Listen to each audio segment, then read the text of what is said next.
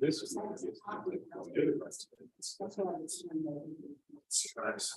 we have the whole video system crashed. Test 1, 2. Yeah. Audio's good. And it's nothing's eating, so we might have to do it just audio. So I guess the moisture. Got a live mic somewhere. You guys can start, for some reason he's going. So I think the modules. So you can just start on your speed.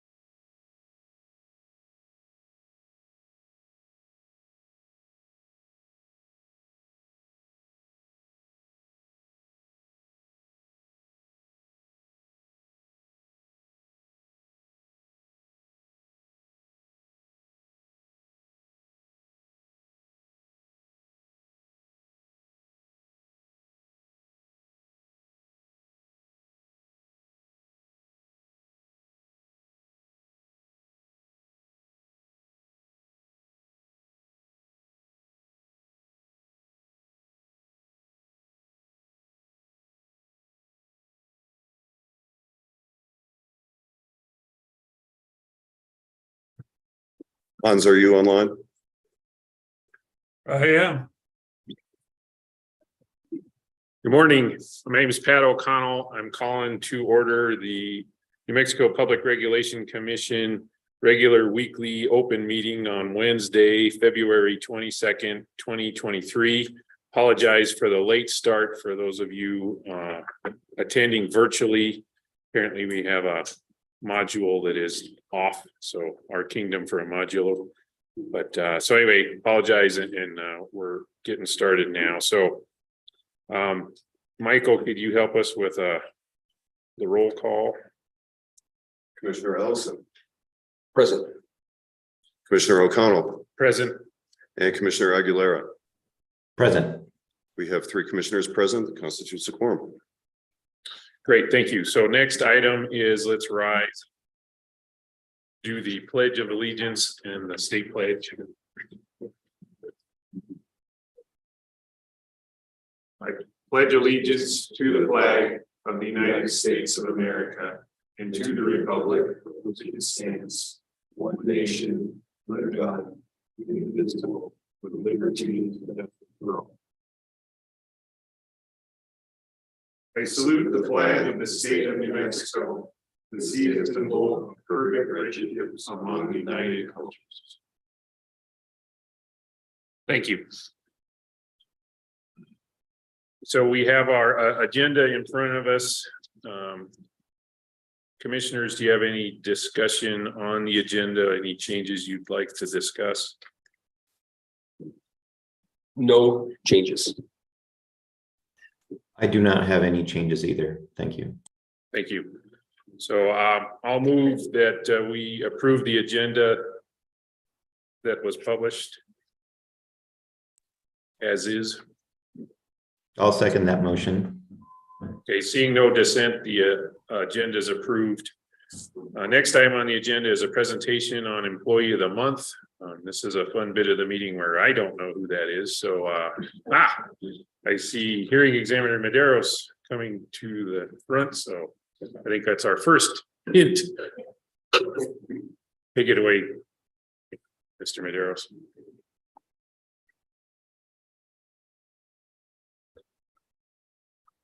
Thank you, Mr. Chairman. Good morning, commissioners. Good morning, everyone. The Employee of the Month for February 2023 is our long-serving and very loyal and capable legal assistant, Anna Kippenbrock.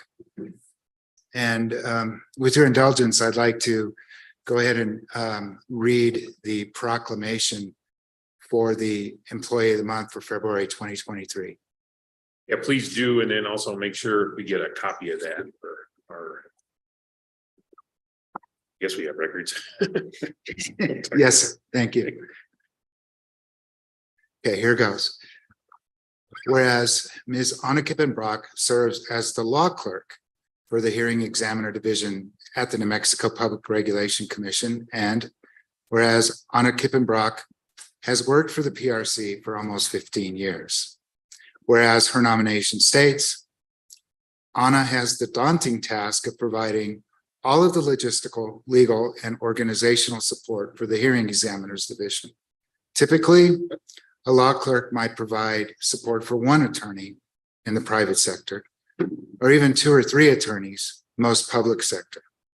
Here at the PRC, Anna has the task of providing this support for a staff of 6 hearing examiners. Despite this seemingly overwhelming task, Anna maintains her calm demeanor and good humor while juggling the demanding hearing schedule for a plethora of utility rate making, water, and transportation cases. Anna has also graciously pitched in many times without hesitation to assist other divisions of the commission whenever the need has arisen. Anna facilitates and supports the work of the hearing examiners in many ways. Anna is always helpful, and she is also proactive in ensuring that hearings are scheduled, Zoom and YouTube streams are in place, court reporters are ready to go, consumer inquiries are handled, and orders are timely filed and served. Anna's consummate attention to detail and steadfast devotion to the mission of this agency are exceptional. Overall, the division, and indeed the agency, couldn't run without Anna. And the proclamation concludes, whereas Anna Kippenbrock continues to serve the PRC with dedication and great ability, now therefore be it resolved that the New Mexico Public Regulation Commission of the State of New Mexico congratulates Anna Kippenbrock on her selection as Employee of the Month for February 2023. I might add that I've worked with Anna for at least that long, and she's been an exemplary employee. My wife mentioned that if anybody at the commission deserves that award, it's Anna, given all that she puts up with from you guys. And I mentioned Jennifer's observation because my wife, Jen, she knows Anna very well. And she's been in contact with Anna among other reasons when there have been medical emergencies in the group. As my liaison, best friend and ultimate authority, Jen has pitched in. And so she knows Anna well. And so it's based on that observation that Jen made that point. But Anna's an amazing employee, and she's an even better person if that's possible, and it is in her case. So thank you for allowing her to be the Employee of the Month. It's richly deserved. Thank you for that presentation. It was very eloquent, and congratulations to Anna. My experience, whether it's been from the outside looking in and from that point of view, I would wholeheartedly endorse what you just said. So I'm looking forward to working with her more closely as we move forward together. Thank you. Thank you, Thank you. commissioners.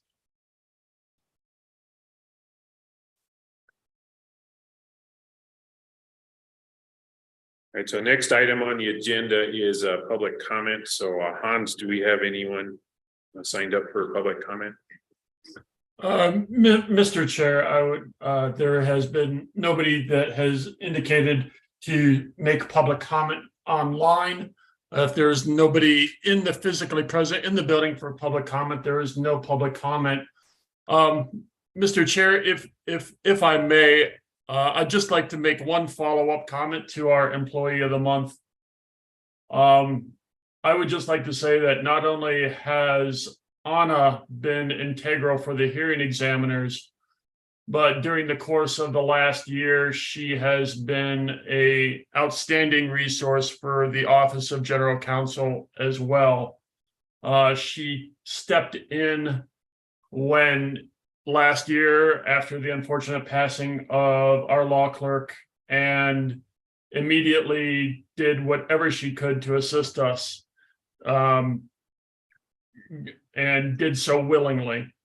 I think she played a big part in the Office of General Counsel maintaining their sanity last year. So for Anna, I just want to say the Office of General Counsel as well appreciates you, and thank you for preserving our mental health and always being available when we need you. Thank you, Anna.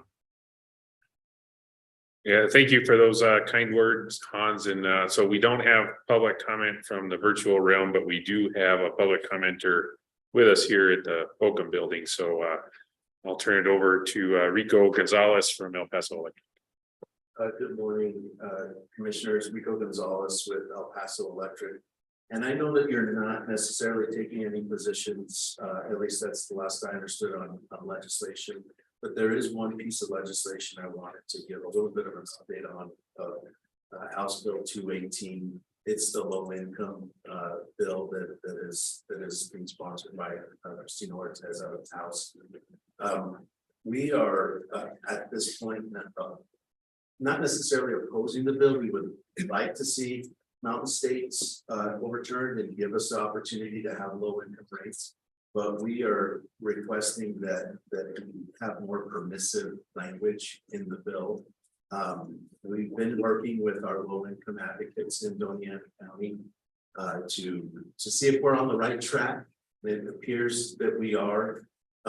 We've made suggestions that the bill have section 1B left in it without the amendments that were provided in the last committee it was in, and then delete all those others. I only wanted to bring this to your attention because I think it's a pretty significant change in our concepts of rate making. El Paso Electric is again wanting this to be part of what we're doing. We've had the AMS filing approved by the commission, and we do think that our low income community should be more interested in those rate makings, but that's where we're at right now at this moment. So that's all for my comments, Chairman. Thank you. Yeah, thank you for your comments. Seeing no other public comments, move to the next item on the agenda, which is consideration and approval of prior meeting minutes. We've got in our folders set of minutes from the January 25th, 2023 open meeting. I've reviewed them and believe that they're approvable. Would like if there's any discussion from fellow commissioners, or if you entertain a motion to approve at this point. So I'll start with Commissioner Ellison. I have no comments. I would move to approve. Commissioner Aguilara. I don't have any comments either. So I'd second the motion. Second the motion. Okay. It's been moved and seconded to approve the January 25th, 2023 open meeting minutes. Seeing no disagreement on that, the motion carries.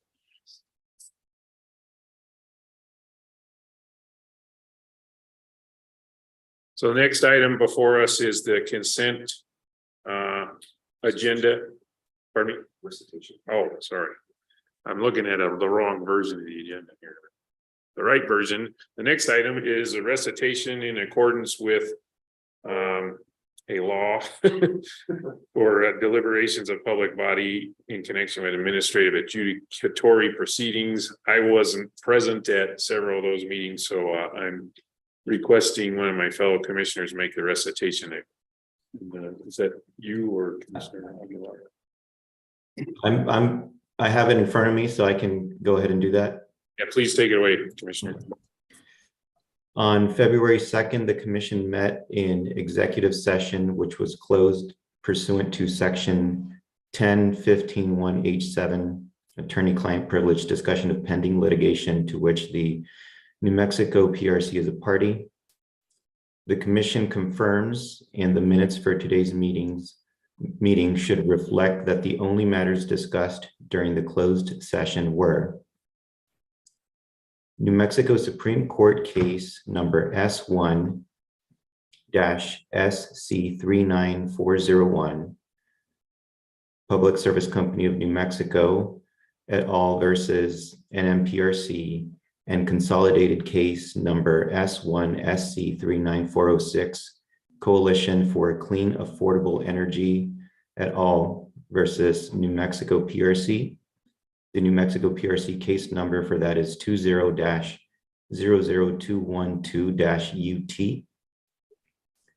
The second matter is New Mexico Supreme Court case number S1 SC 39440, Public Service Company of New Mexico versus NMPRC. The case number for that is 19-00018-UT. And New Mexico Supreme Court case number S-1-SC 39152, Avangrid Inc. et al. Versus NMPRC. The NMPRC case number is 20-00222-UT. Further, I want to confirm that Commissioner Pat O'Connell was not present for and did not participate in any way in the discussion of case number S-1-SC-39152, Avangrid Inc. et al. Versus NMPRC. That is all. Thank you. Thank you. Okay, so next agenda item is consent agenda. On the consent agenda, we have a couple transportation cases, 4 utility matters, and 1 administrative item. Commissioners, do we have any discussion on the consent agenda items? I have no discussion. Neither. Okay. Thank you, Commissioner. So having reviewed the cases and the materials on the consent item or the consent agenda, I move that the actions on the consent agenda are approved. I second the motion. Mr. Chairman, I do have one clarification I just wanted to offer to the commission. Okay, so before we go, Which is that the administrative matter under letter C, the resolution is dated on the agenda for 2/15/23. With the naming protocol for resolutions, it's the date that the resolution is adopted. That was moved to today from last week's agenda, which was canceled due to the inclement weather. So the resolution would actually have the date, bear the date 2/22/23 rather than 2/15. okay, so I guess some help with Robert's rules. We've got a motion on the floor and acknowledge that what we're voting is the resolution. That's the same, a different date in the title. Do we need to amend the consent agenda? It would not be amending the consent agenda. You might want to. I think it's clear what you're voting on, so I don't know that we need to actually amend the motion either. Yeah, and what you just said, I think, is in the spirit of my understanding of Robert's rules is that if we are all aware of what we're voting on and there's no discussion or dissent, that we can move forward with that. So, okay, so renew the motion to approve the actions on the consent agenda, in knowing that the date changes on the administrative item. Second the motion. Would you like me to take a vote? Yes, please. Commissioner Ellison, Aye. Commissioner Aguilera, Aye. Commissioner O'Connell. Aye. The consent action items are 3-0. Thank you. Okay, first regular action item on the agenda is a item related to the progress of the community solar program. We're going to start with a presentation by Russell Fisk from Office of General Counsel. So Mr. Fisk, you have the floor. Good morning, commissioners. How are you doing? So this is one of the orders that was on the agenda for last week's open meeting. Last week's open meeting, of course, was canceled due to inclement weather. And so it is back on the agenda this week. This is an order that will create a somewhat special proceeding that will address, with regard to the community solar program, the various tariffs, forms, and agreements that have been proposed by the three qualifying utilities. Qualifying utilities is a term that's used in the Community Solar Act to refer to the three electric IOUs, the investor-owned utilities. Since this is a brand new program, part of the rule required the utilities to file all the tariffs, forms, and agreements that they'll be necessary for implementation of the community solar program. And they made filings through the course of many orders over from I think September through January, actually this year. The commission reviewed various advice notices. That's how the tariffs, forms, and agreements are filed. Mostly those have been suspended for further consideration, and those will be considered in this proceeding. A couple of items were allowed to go into effect, which were EPE's calculation of this community solar bill credit rate, and SPS's calculation of the community solar bill credit rate. But otherwise, all kinds of other issues, including creating a standard agreement between for each utility that it will enter into with every subscriber organization. That's a big part of this. We have drafts, proposals from all three of the utilities. That's something that has to be reviewed and agreed upon. There are various charges and fees that have been proposed by the utilities that have been suspended. Those also have to be considered. So there are a lot of issues like that that remain to be considered. There was an informal workshop process where some of these things were worked out, but there's still a lot of things to be reviewed.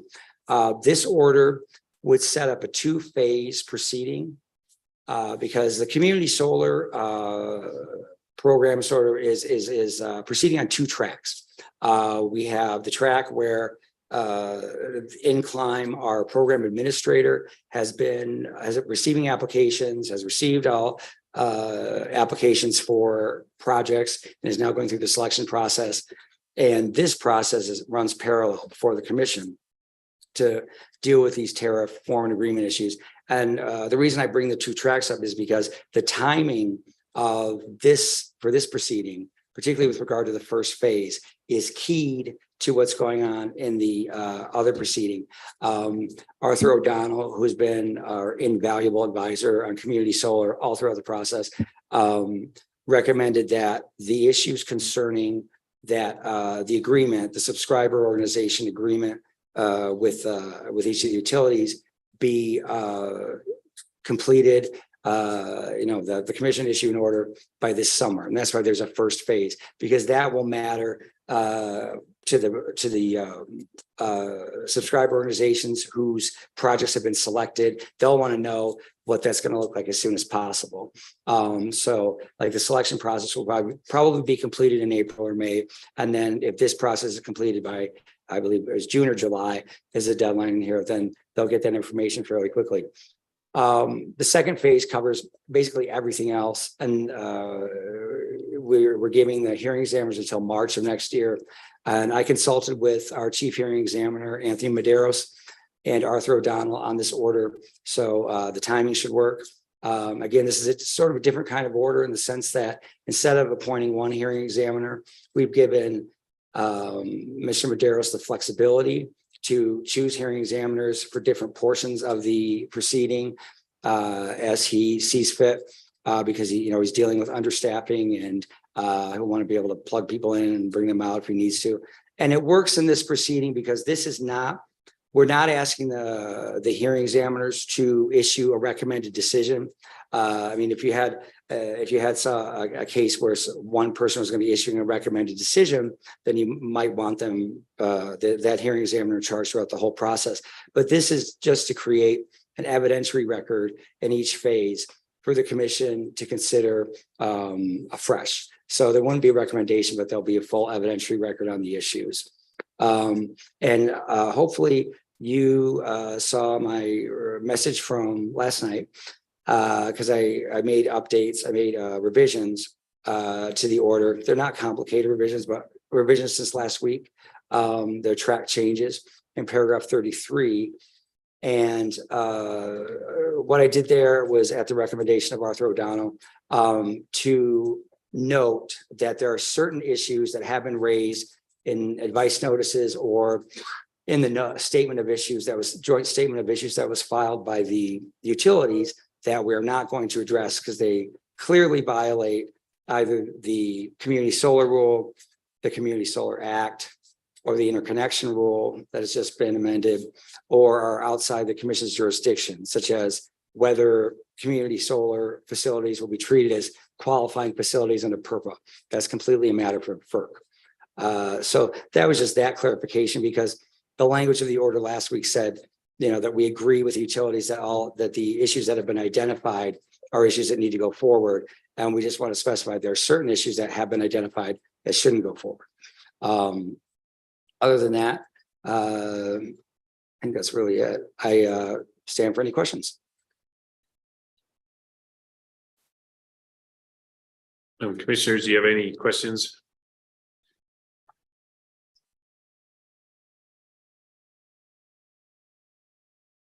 So again, this would consolidate several of the community solar program issues and not result in a hearing examiner's recommendation, but would be an evidentiary record around these issues. That's correct, Commissioner. And I did omit to mention, of course, part of what this order does is to consolidate two existing dockets into what will be a new docket. If the commission issues this order, I'll get a new docket number today from records and plug that into this order where you see the 23XX.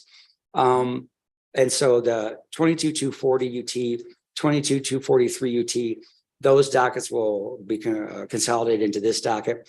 Those were dockets. One was filed by, started with a filing by SPS, and one started with a filing by EPE that they filed along with their advice notices, and they raised the sorts of issues that would be that should be considered in this matter. And so they shall be consolidated together. The three utilities are willing to go forward with one proceeding for all three of them, which is great because most of these issues are issues they have in common. So I think that will really work out in terms of efficiency and well, efficiency really, and consistency among the three.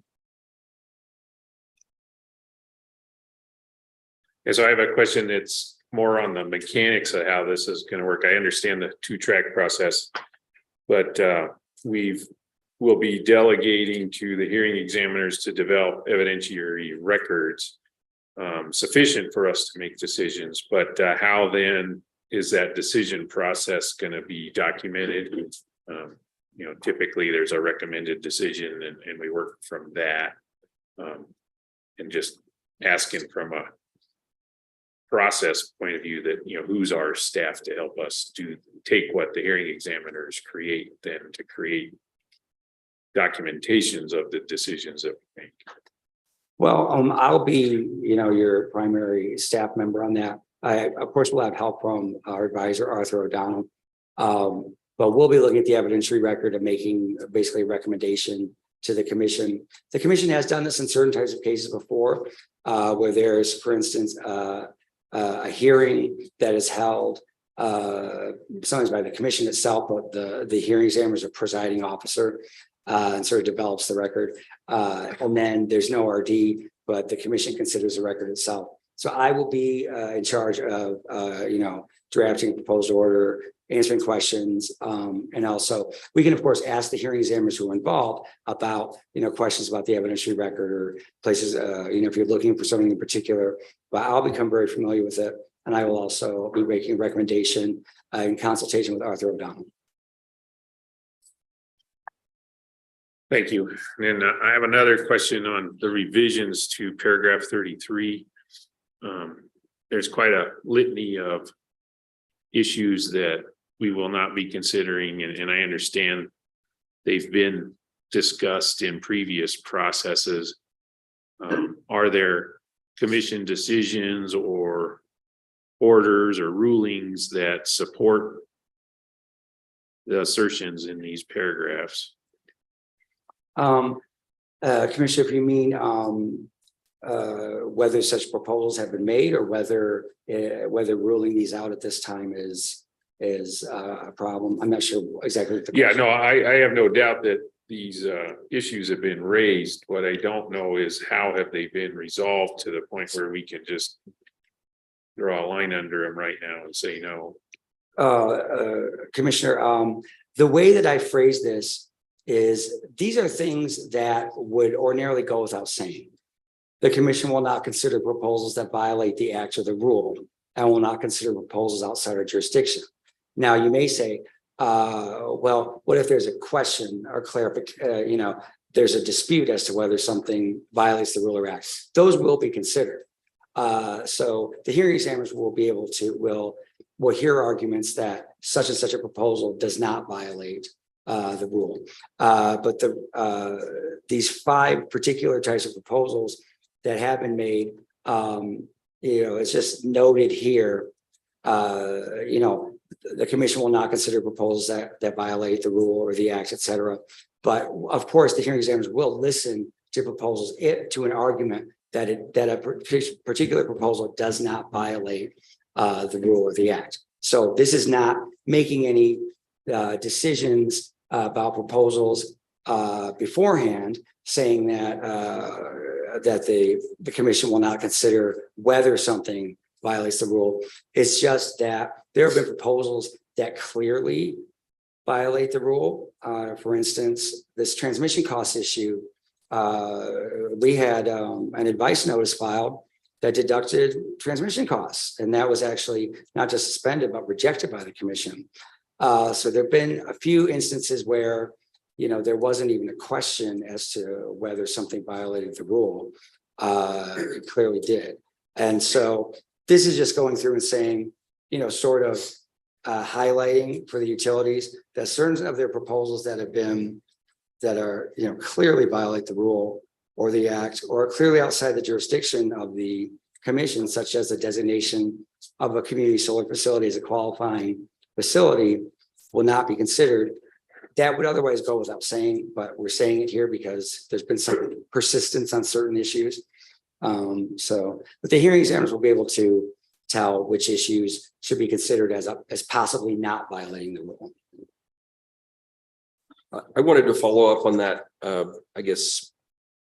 sub point number 1 on the transmission costs. Is that currently covered in the administrative code that because of the decision of the previous commission? Yes, Commissioner. These citations, NMAC, that's you see 179573, that's the community solar rule. So all those citations there are to the community solar rule. And the community solar rule says specifically in the section concerning the solar community solar bill credit rate that there will be no deduction of transmission costs from that credit. Now, that doesn't mean that community solar, that utility ratepayers who are subscribers to community solar will not pay transmission costs, period. No, they are subject to transmission costs like anyone in their rate class that are attributable to the entire system and to their rate class. But what was proposed by the utilities and opposed by, I think, every commenter in the matter was that transmission costs that are specifically attributable to community solar projects will be deducted from the credit that the community solar subscribers receive under the act and under the rule, which is that's how they get on their bill a credit against their bill charges for the electricity that they've supplied to the grid. And there are certain things that are allowed to be deducted under the act. Specifically, distribution costs are mentioned in the act. And one of the reasons that the former commission adopted a rule that did not allow for transmission costs to be deducted was because we read the act this is one of the canons of statutory construction. Even though there wasn't a full list of every type of cost that could be deducted, we felt that it was, this is my interpretation too, that the fact that distribution costs are specifically mentioned as something that may be deducted. Distribution costs that are actually attributable to community solar projects may be deducted. There's nothing said about transmission costs. And we also felt that because community solar projects are within at the distribution level, they're very close to the ultimate consumer, because community solar, that there wouldn't be any transmission costs that specifically arise as a result of community solar. So community solar subscribers should pay transmission costs as part of the rate class of the overall grid, but there are none that specifically would be attributable to community solar. Yeah, I guess I have an issue with from the outset saying that we're not going to consider the transmission cost issue. So I would not be in favor of including that language.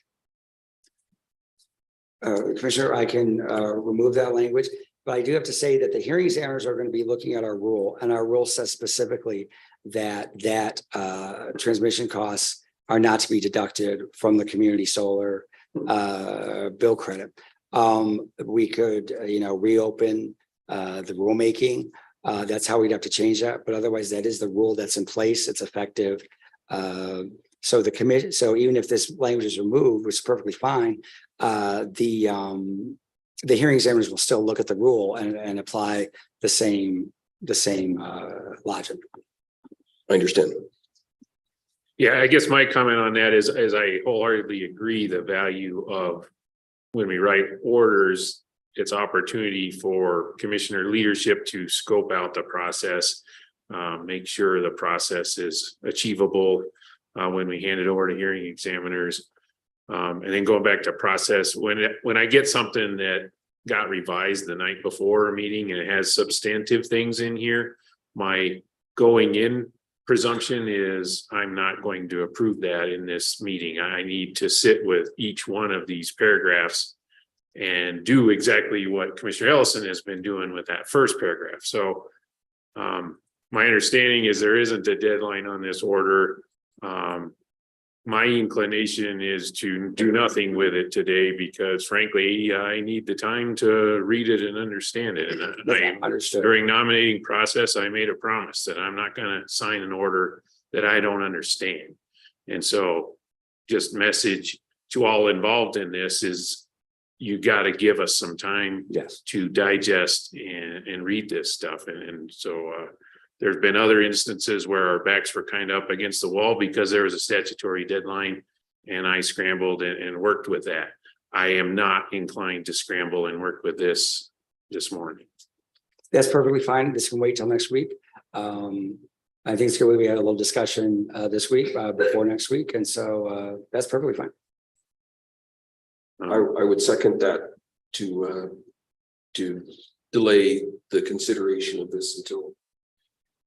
So that would be in the form of a motion to table. I suppose so. And then I also want to make sure Commissioner Aguilar has an opportunity to weigh in the discussion on this. Yeah, thank you. I agree with you. I haven't had time to look at this. And so, for the first point, I'm also just sort of thinking about the jurisdiction that we would have with respect to the transmission costs, and it's just sort of an issue that I need to sort of arrive at after doing some research. So I appreciate your comment about not voting on this now. I would have been comfortable voting on the order as it was before it was revised. I don't necessarily think that these 5 points we have here are necessary to state in this order. If something, in fact, we would not consider because it violates something else, I think not having this language here would not prevent us from making that decision later that we will not consider a certain issue because it violates the interconnection rule or something else. But that being said, I am also fine, if staff wants to include some of this language, I'm fine taking a look at it and taking it back and reconsidering it for next week. But I do, agree with the points that you made about, having sufficient time to consider these revisions. Yeah, thank you. So just to pile on one more, I will look at it under the light that are these improvements. I totally accept that they very well may be improvements, but the issue is throwing this stuff at us without sufficient time to look at it. So I believe we have a motion to table this item until I guess it'd be the next regular open meeting. Yes, so moved. And then Michael, did you take the roll on that? Commissioner Ellison. Aye. Commissioner Aguilar. Aye. Commissioner O'Connell. Aye. The motion carries 3-0. So thank you. And thank you for your presentation, Mr. Fisk. Thank you, commissioners. The next item on the agenda is extension of a conversation we had at a previous meeting about how to consolidate the information that utilities have been asked to provide us on resource adequacy. And then so that's the agenda item right now, right? Okay, so presentation by Judith Amer. Yes, good morning, Mr. Chair, members of the commission. This matter comes before you in 3 different dockets, and it's on the agenda, but I'll read them. There's an inquiry docket called in the matter of an inquiry into New Mexico electric utility resource adequacy planning and impacts of global supply chain disruptions. That's a consolidated case number 21-00159 UT and 21-00160 UT. In addition, case number 21-00215 UT is in the matter of Public Service Company of New Mexico's request for approval of new resources under 17.9.551 NMAC to replace 114 megawatts of leased Palo Verde. Case number 19-00195 UT in the matter of Public Service Company of New Mexico's consolidated application for approvals for the abandonment, financing, and resource replacement for San Juan Generating Station pursuant to the Energy Transition Act, which has also, for compliance purposes, been consolidated with case number 20-00182 UT in the matter of the application of Public Service Company of New Mexico for approval of renewable power agreements and energy storage agreements and proposal for demand response plan pursuant to the final order in case number 19-00195 UT. This order comes upon the Commission's own motion because as we discussed at a prior meeting, it was identified that PNM has been reporting on resource adequacy in numerous Commission dockets as it relates to the abandonment and replacement resources for the closure of San Juan Generating Station, units 1 and 4, and for the Palo Verde lease abandonment and replacement resources. And this order would find that it's in the public interest and promotes administrative efficiency to consolidate the following resource adequacy compliance reporting into one docket. And I could go through the history of the reporting that has been done over the years in case number 19-00195 UT, 20-00182 UT. That's the San Juan replacement. Basically, they've been making, PNM has been making compliance reportings since approximately January of 2022, pursuant to numerous bench request or orders from the commission. In addition, PNM has been meeting on a biweekly basis with staff and other interested parties, talking about replacement resource adequacy for San Juan replacement resources. And in the Palo Verde case, 21-215, PNM, so that was monthly reporting and biweekly meetings in the San Juan dockets. In the Palo Verde docket, PNM has been filing bi-monthly reports pursuant to a February 16th, 2022 final order. And since that order, PNM has made 5 filings and provided an oral response at a commission open workshop. And then in the inquiry docket, which is not just a PNM docket, it's a docket for all 3 IOUs. PNM has been filing responses concerning impacts of global supply chain disruptions, and also attended a workshop along with the other 2 IOUs in September of 2022 regarding resource adequacy. In order to, as I stated earlier, prevent duplicate filings in different dockets and to promote administrative efficiency, PNM by this order would consolidate its monthly compliance filings in the San Juan replacement resource cases with the bi-monthly reporting it's been making in the Palo Verde docket. And I'm calling that a consolidated report. And the consolidated report would be filed bi-monthly, beginning on the last day of March, since it would be way too early to do it the last day of February, considering what date it is now.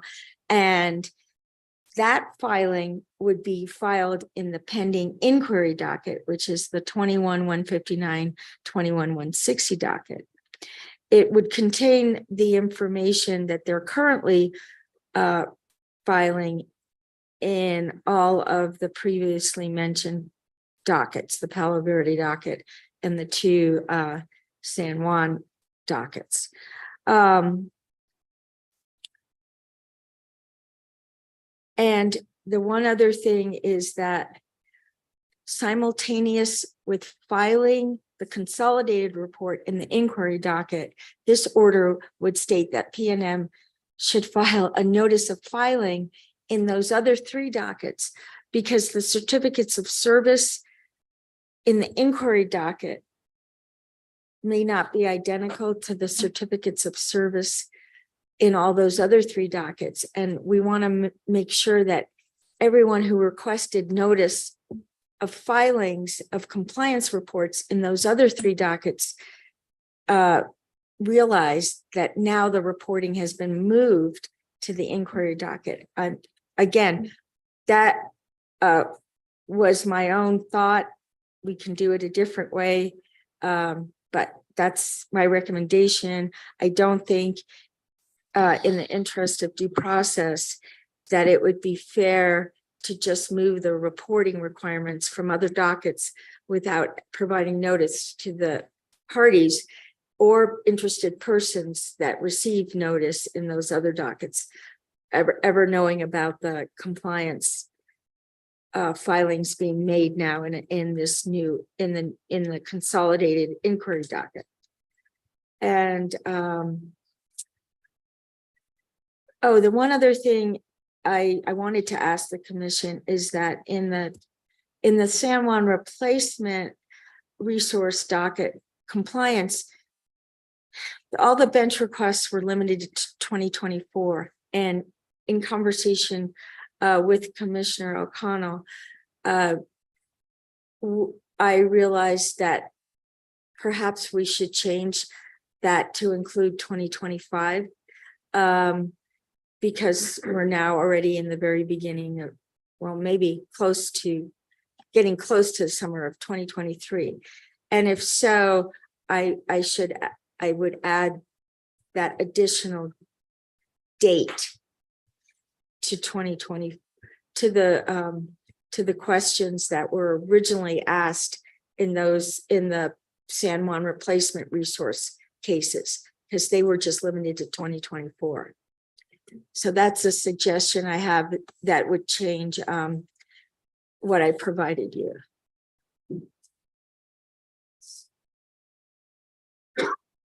So any questions or discussions from the commission? I don't have any questions. It seems like consolidation and looking at all these reporting requirements together would make sense.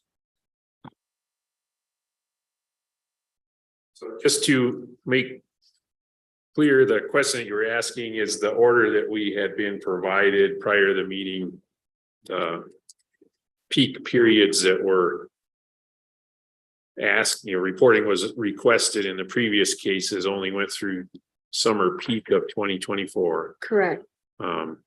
It's a new year, and just concept of if we want to be proactive at all with this information, we need to get far enough out that more actions are available. So that was my suggestion, was add to the forward-looking statements that were already asked for through 2024 to stretch it out to summer peak of 2025. So I just wanted to reiterate that to make sure Ms. Amer and I are on the same page and for the commissioner's benefit. So I would have to insert into the order that they would continue in the San Juan dockets to make the same responses, but include add-on 2025. Yeah, and my thought there was just to make sure that we've bookended the issues that created the inquiries that we have in these cases. So any discussion or question, Commissioner Aguilar? Yes, thank you. I appreciate the administrative efficiency that would be created here. I do have one question. Maybe I know the answer, but how did we come up with the bi-monthly reporting? And I know that that was a part of the Palo Verde docket. So did we just sort of pick that time frame because it had already been decided? And I don't necessarily have a concern with it. I just want to express that I would be open to a different frequency of reporting if it were to make more sense. Whether it's like quarterly or specific dates of the year, like August, whatever dates would make sense. I just, I'm not saying that bi-monthly is not the correct frequency, just sort of asking about how we came up with that date and if you considered a different frequency. Commissioner Aguilar, yes, in the February 16th, 2022 order in the Palo Verde case 21-00215, it required bi-monthly reporting. And the commission, I believe, could change that date. And that was the reason I kept it at bi-monthly, but it's open to discussion. Okay, I mean, I don't have a different suggestion to make, just because, if I made one, it would probably just be arbitrary. So, I think as long as you and, the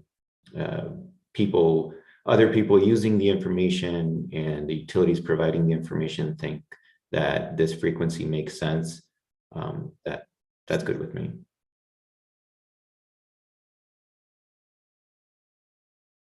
Thank you. So I'd move to adopt the proposed order with the revision that we include reporting on summer peak 2025. And I think it's winter peak also of 2024, Correct. 2025. I just want to understand what we're voting on. These are separate matters, are they not? The one that is consolidating the reporting and then the bench request that we're making for the utilities to come forward. That's correct. There's two separate matters because the consolidation is occurring. There's two orders. So the consolidation is occurring in like three or four dockets, consolidating the Palo Verde compliance reporting, which is bi-monthly, and the San Juan compliance reporting, which is monthly, into the inquiry docket. The next matter on the agenda has to do with, and that consolidated reporting would be in the inquiry docket. The next matter on the agenda is in the inquiry docket, where we would be scheduling a workshop, and we've made, as part of that scheduling the workshop, bench requests. So, and I haven't gotten to that yet. So we're on the first order, which is focused on the consolidation of the reporting requirements. Okay, I That's just it. wanted to be clear, Right. we're voting on that, the Just that, consolidation. yes. Okay.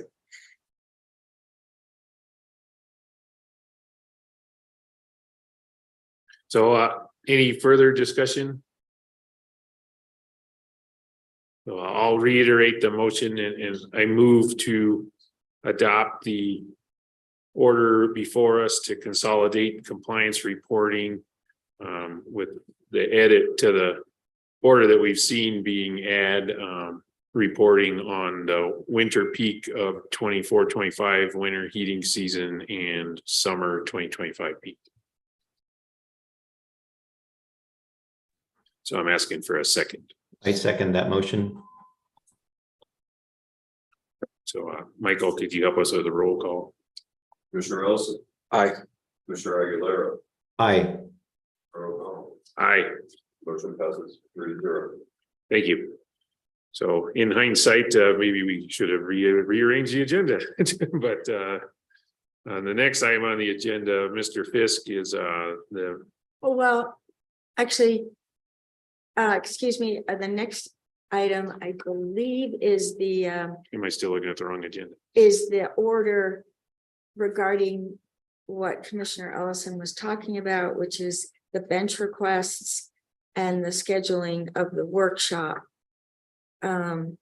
That's case number 21-00159, 21-00160. It's item number. Yeah, apologies. I marked up a version of the agenda from Friday and I need to quit looking at it, but you're correct. And if I could continue regarding that, that would be the scheduling. This proposed order would find that it's in the public interest for all three utilities to attend another informational workshop open meeting to discuss in question and answer format the adequacy or insufficiency of each of their current resources to meet the peak demands of summer 2023, winter 23-24, summer 2024, and winter of 2024-25, and the summer of 2025, to discuss each of their most current loads and resources tables for the years 2023 through 2031. What types of resources each anticipate will be used to supply the peak hour of each summer and winter, the reserve margins for each month beginning April 2023 through October of 2025, to to provide the commission with an update on any recently completed RFPs and pending RFPs to procure additional resources to be operational in 2023, 2024, and 2025.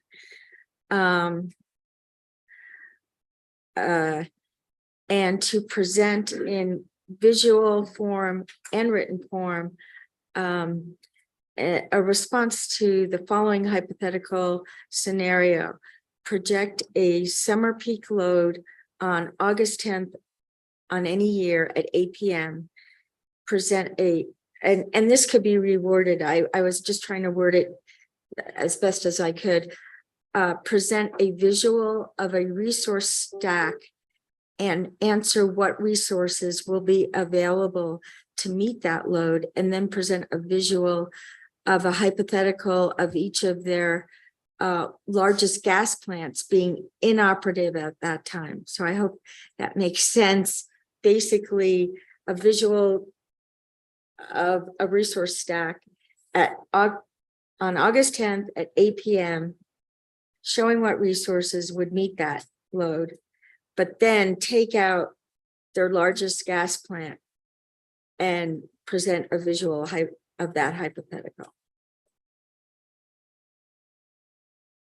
Yeah, I understood what you were after there, but just maybe worth a little conversation to make sure. I mean, you picked August 10th because that's a specific date within the summer heating season. I wouldn't expect anybody to have a load forecast that can say exactly what the load will be on August 10th. Commissioner Ellison suggested that date. So that was how that date got chosen. Oh, I also just wanted to add that on February 28th,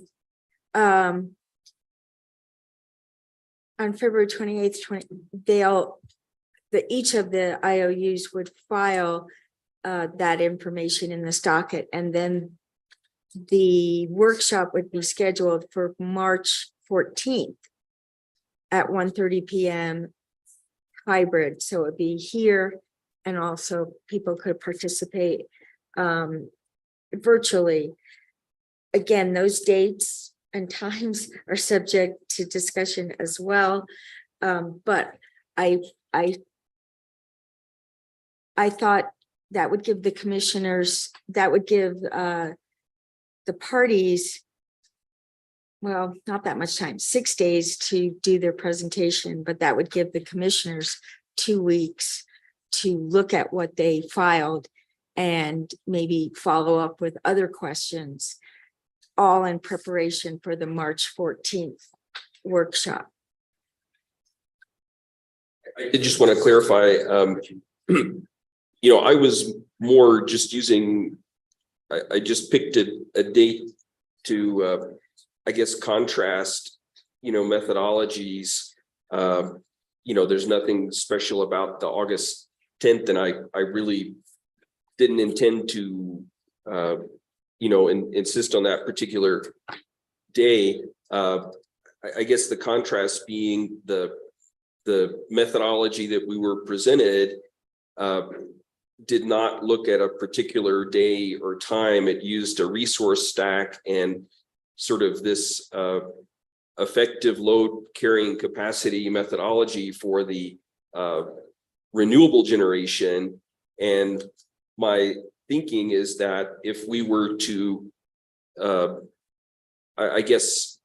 augment that by looking at a particular day and a particular hour, we would know with pretty reasonable accuracy how much solar might be expected at that time. If it's a late hour in the winter time, then you know that you have zero solar. So it's because this resource stack and effective load carrying capacity and your percentage of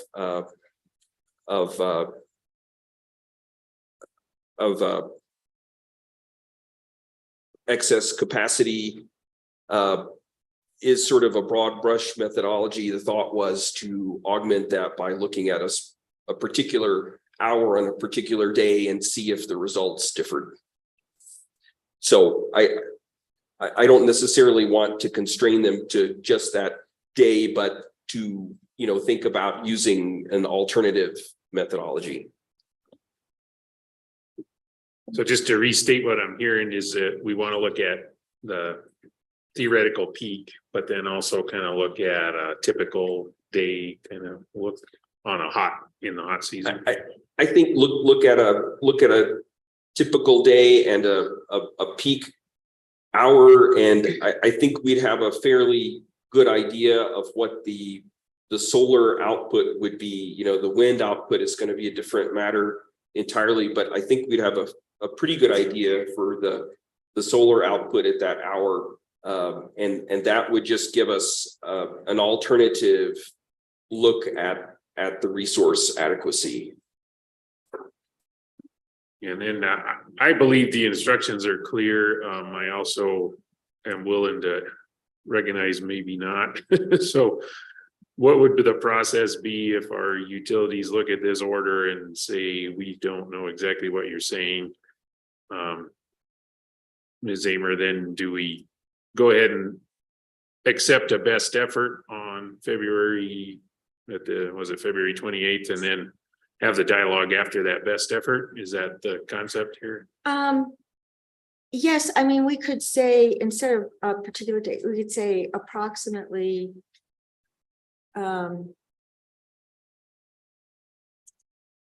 August 10th. Oh, I'm sorry. Yeah. I moved on beyond Okay. talking about the August 8th. I'm talking about the process we Oh, laid the out in the order process, where yes. they're supposed to provide the slides in advance. Yes, that's the reason for the 2-week advance filing, Okay, is that you would see what the utilities filed and probably have follow-up questions, which you could do by single signature bench request orders. I anticipate that the commissioners will. And often with the bench request orders, it is the best the utilities make their best effort to answer the question. And if it raises other questions in commissioners' minds, then they issue follow-up bench requests. That's the process. okay. I'm sitting here imagining how this is going to play out. And again, what we've asked for is information utilities frankly should have. So I'm not concerned with getting a slide deck on a relatively short notice basis. In fact, they'll be revealing if they can't provide that information on a relatively quick turnaround time. Plus, But I would expect when we see the presentations from the 3 different utilities, we might have some questions about consistency of presentation and trying to get things on a footing that makes sense across all 3. So that's just a comment, but. Yeah, that's the reason for the 2-week, window of time that commissioners would be able to explore with the utilities and feel prepared for the workshop. And I would just add regarding that specific August 10th date, if a utility looks at that and says, well, that's not a particularly helpful day to look at, we would have a lot higher peak on September the 15th or something, then I would encourage them to do that. The intent was just to pick a particular day and time for a peak so that they could have an accurate idea of how much solar they would have at that time. Thank you. That helps me, because I actually was going to suggest maybe revising that part of it, because right now the order does use the August 10 date. And so I think it probably would be better if we replace that with something that says like the theoretical peak day and hour that they deem appropriate. Because especially if we're trying to look at each system individually, then the peak doesn't necessarily need to be the same and probably won't be the same for each utility given geography.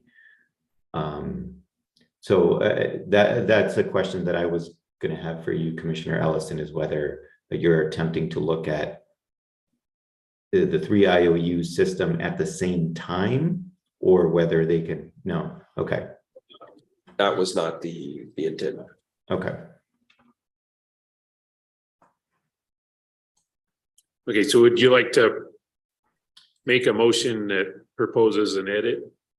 Commissioner Aguilar? Yes, I would like to make a motion that replaces the August 10 date, the specific August 10 date and hour with something that more closely reflects the theoretical peak day and hour that each of the IOU deems appropriate, just based on their best forecast.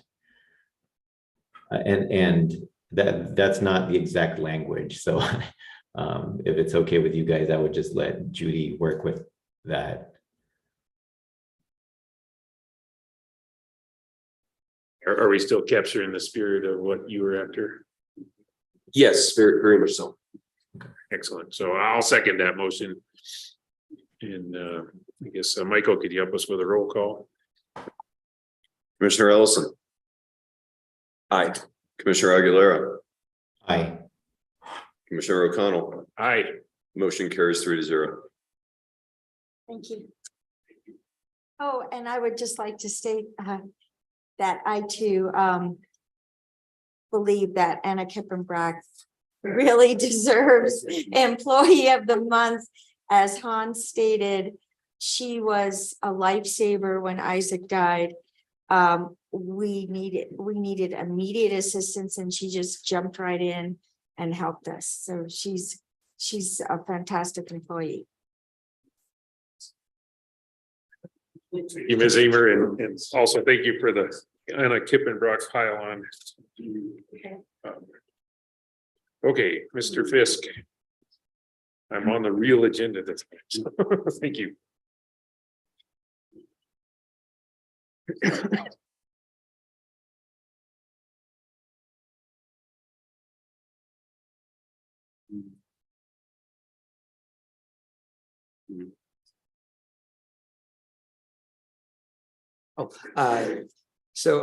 Commissioners, just for the record, we're on docket number 2164 UT in the matter of the application of El Paso Electric Company for variance from the fuel and purchase power cost adjustment clause methodology. And again, this is one that maybe you'll just want to discuss, so we could, there could be an order issued next week because it's something else, another order that you received the revisions fairly late.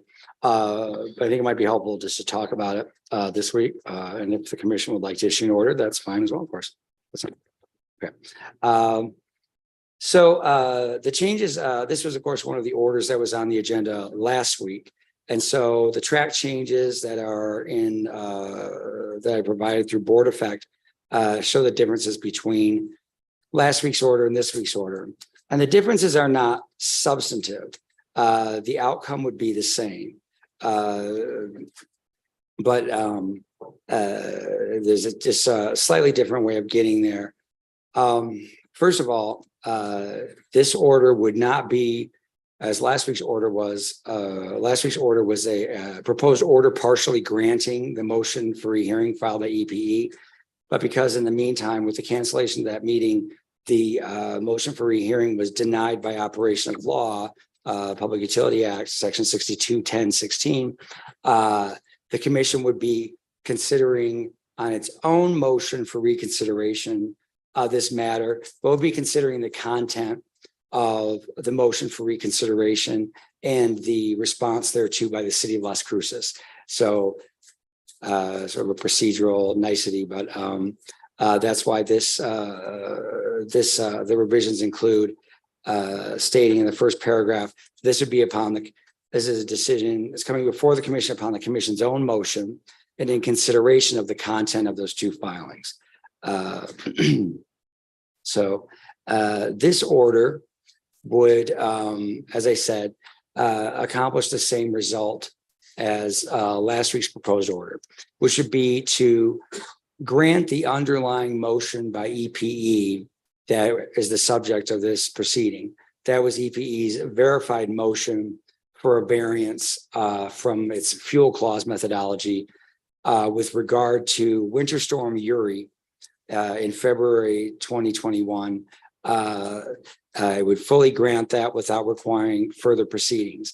And of course, the content of that motion was that the EPE made use of Palo Verde Nuclear Generating Unit number 3, for which it does not have a CCN, a certificate of convenience and necessity, but did have in place at the time this special arrangement under which it was allowed to deploy that energy and allowed to flow that through the fuel clause at the proxy price for that energy, which had been agreed to by the parties in the previous case and the commission. And that, of course, is a proxy price that's not based on the cost of the nuclear energy. It's based on Credit Suisse investment bank. They posted a certain index price for delivery of natural gas at a certain a certain location in New Mexico. So in other words, it was actually priced based on what the nuclear energy would be probably substituting for, which would be natural gas. So the previous commission in their order of December, I believe 28th, had decided that yes, this Palo Verde was something that was potentially available to this Unit 3 was potentially available to the to EPE at that time, but that the commission should require further proceedings to determine whether it was truly, evidentiary proceedings to determine whether it was truly the lowest cost available alternative at the time.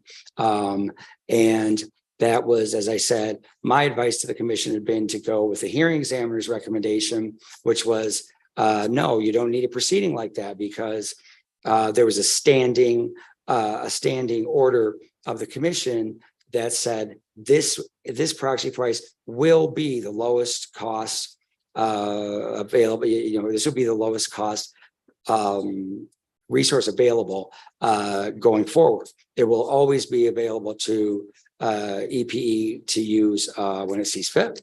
So it's a very broad delegation to EPE of authority to use the resource when it saw fit. And the hearing examiner, found EPE was entitled to go ahead and do just what it did. And I agree. And that's why I am recommending that the commission, reconsider this matter, get rid of the requirement for further proceedings and simply say the use of Palo Verde was proper. And basically EPE has been held up in terms of actually processing that through the fuel clause during this time. So there would be a 12-month period over which EPE would be spreading that cost of the additional cost from the time of Winter Storm Uri.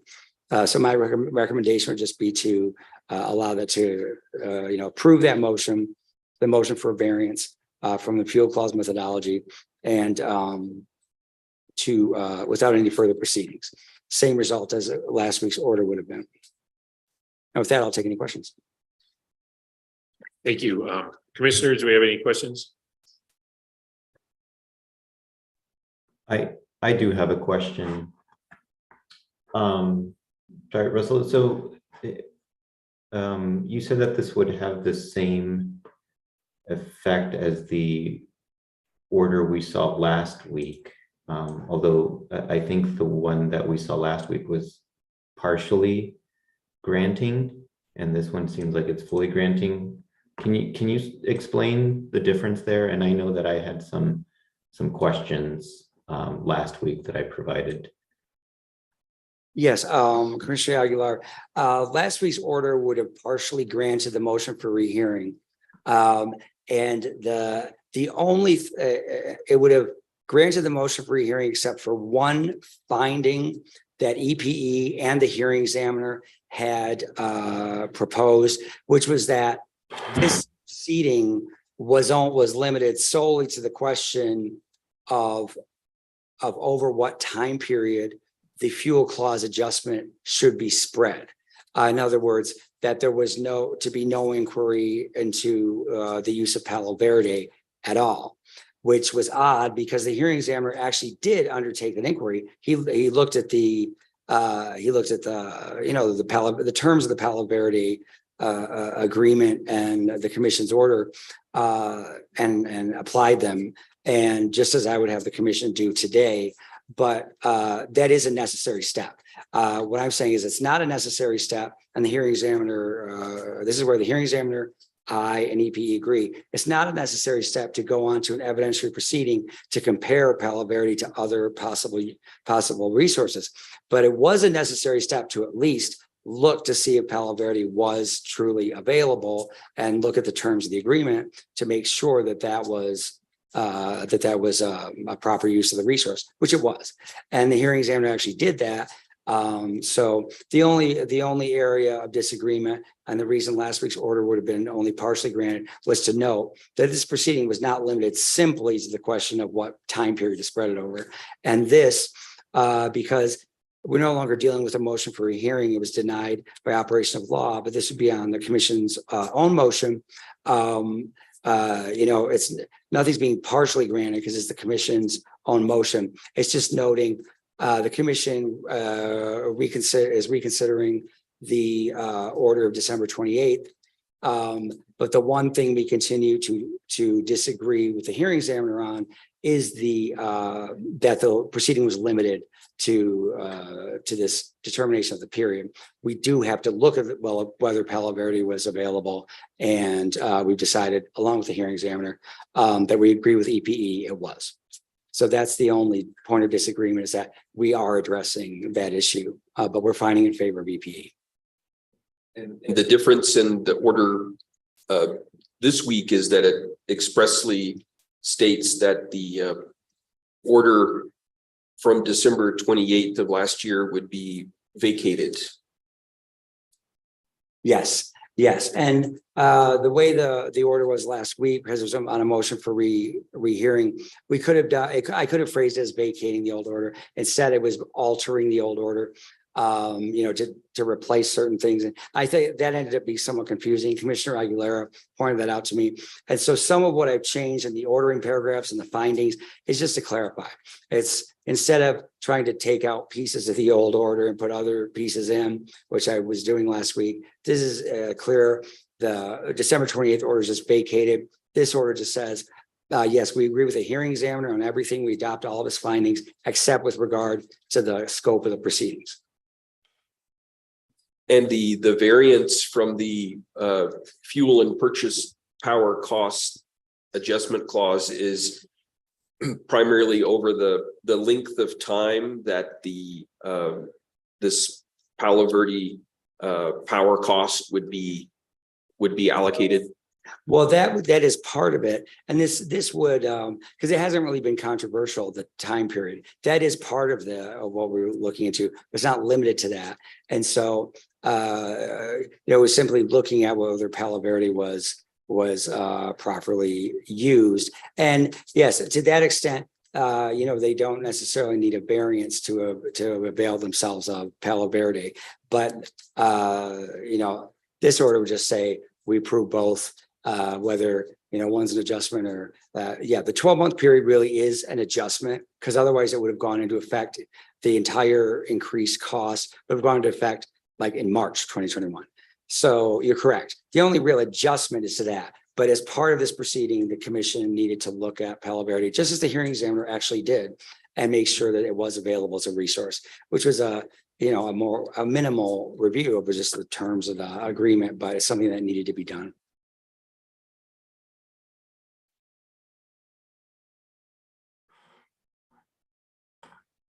Commissioner Aguilera, give you an opportunity if you've got any questions or comments. I guess I do have sort of one other question on this revised paragraph 28, sort of sticking to this point where we're disagreeing with El Paso and the hearing examiner. I'm just wondering whether this paragraph is even necessary for purposes of this order. I guess I would ask, well, Russell, I guess the question is whether this paragraph could be stricken from the order and the order, hold together. Commissioner Aguilera, precisely which paragraph is that? It is revised paragraph 28. It used to be paragraph 25. Now it's paragraph 28.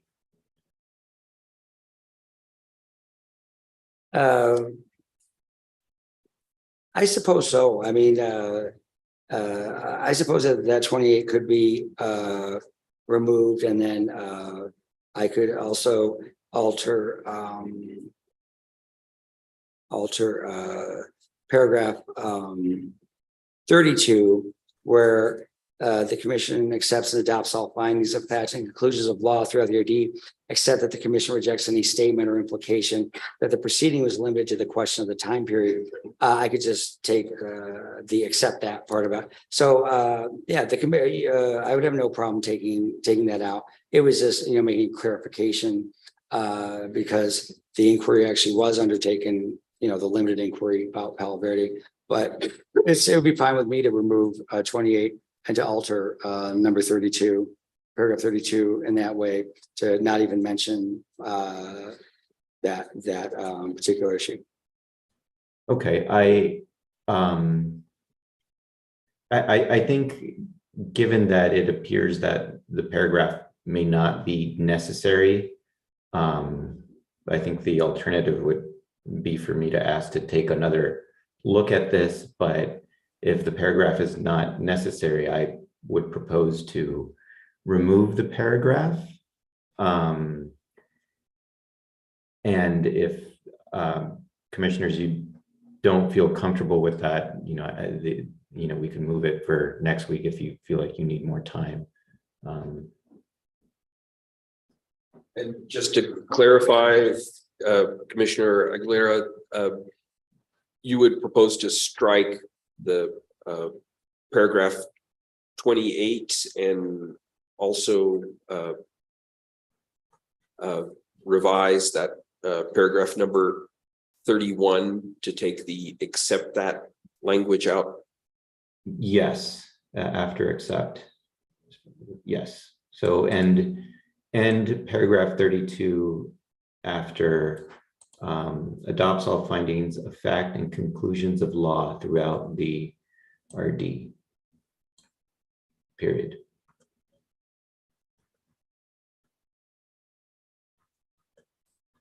Yeah, just to be clear on this, make sure, because we're editing verbally, but we're gonna strike paragraph 28, and then the paragraph that gets edited is actually 32, not 31.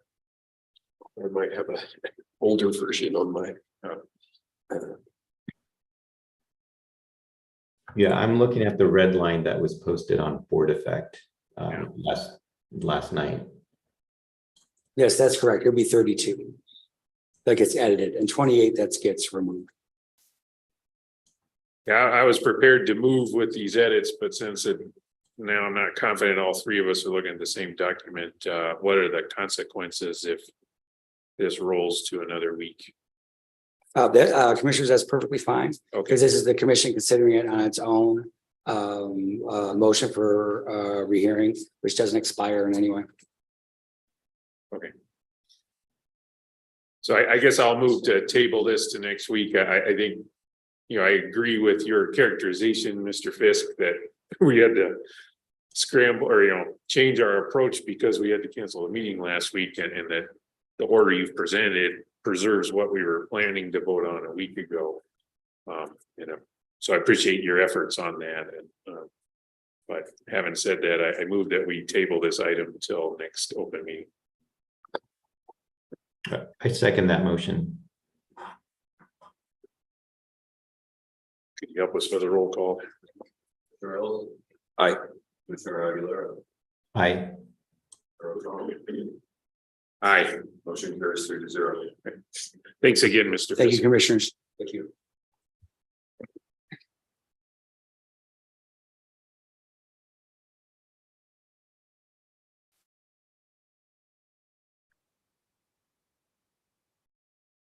Okay, so the next item is a standing agenda item to talk about legislative matters.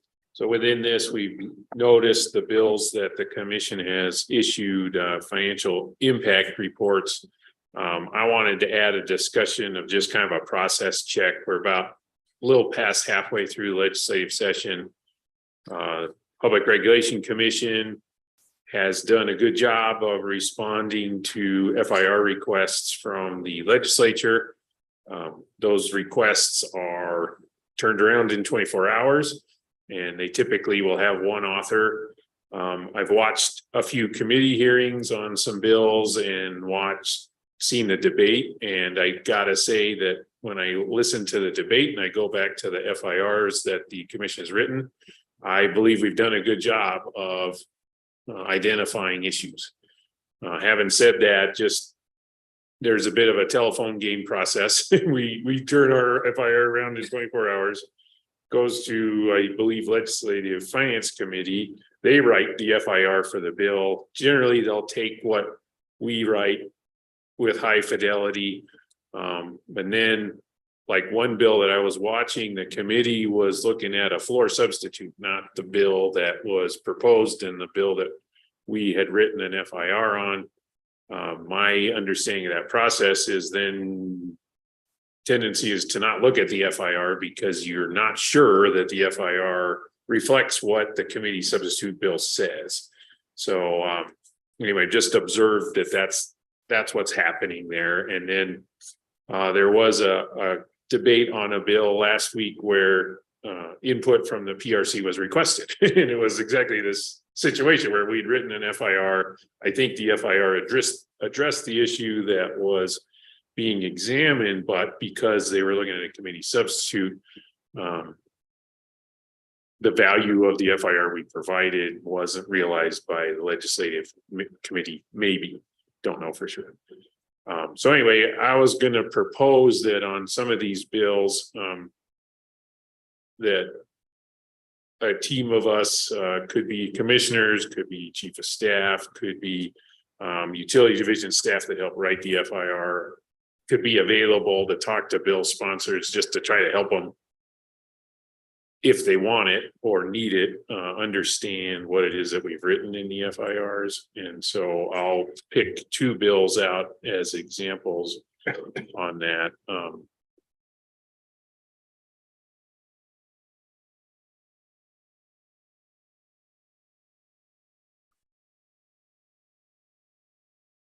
There's a bill SB 266 retail distributed generation. And then I'm not finding it by title quickly, but anyway, I saw two debates of bills in front of the legislature that I felt like if the bill had been adopted, it would have changed the concept of renewable portfolio standard. You know, if you look at what the commission has done over the years of implementing the Renewable Energy Act, the portfolio that's been described has always been the utilities portfolio. So there was two debates where I felt like that was something that it would have been helpful if that could have been added to the debate. So anyway, what I'm proposing to do is to follow up with bill sponsors just as an offer to describe that on those type of bills, and that might create conversations where they're asking me about other bills. So that's the way I wanted to have that discussion with my fellow commissioners. If you're comfortable with me doing that, I'm willing. I also expect as I have these conversations, I might learn that it's better that we have utility division staff or our chief of staff doing these conversations, not one of the commissioners. So anyway, just wanted to throw that proposal out there for you. Yeah, the other bill that I was talking about that falls into that bucket that maybe renewable portfolio standard was not discussed very well is Senate Bill 326. So thank you, Michael. But so anyway, just that's a proposal to my fellow commissioners. If you think we can improve our process by making ourselves available for discussion, that's different than let's take hard lines on any one of these individual bills. Before I did that, I just wanted to share my belief that that could be of value, and that at least try and find out. I think longer term, we do have a role to play in helping people develop good legislation. Hopefully we can do that in the summer before the bills get drafted, before they get proposed. We're not in a position where we can address that now. So anyway, that's why I'm proposing this little bit more hands-on approach to this legislative session. Chairman, oh, go ahead. Go ahead, Commissioner Aguilera. Okay, I just wanted to clarify. So your suggestion is to not for us to, go out and clarify with the senators, or legislators rather, but to make sure that staff is available and offering to clarify the FIR on our behalf. Yeah, that's exactly what I'm exploring with yourself and Commissioner Ellison is what do we think is the best approach? An approach would be me going directly to bill sponsors to start that conversation. Another approach would be highlighting to bill sponsors that, hey, your bill has issues that at least the commission has precedent dealing with. It might affect how the commission rules on cases going forward. Let's make sure we have a conversation so you know that the goal of your bill is something that is likely to happen if you throw it to the commission in the way it's drafted. So I guess I don't have my answer to your question is that's a menu of choices I've provided. Is do you want me or certainly you or Commissioner Ellison to just go and open these conversations, or would you rather that handled by staff? Right. I think it would be appropriate for staff to handle that. Although I wouldn't want to rule out the possibility of one of us talking. So for example, with respect to Senate Bill 434, that has to do with the PRC changes. I have thoughts on that and may want to at least provide some comments via Zoom. So I generally, yes, I would prefer the route where staff does it, but don't want to eliminate the possibility of one of us also having those discussions.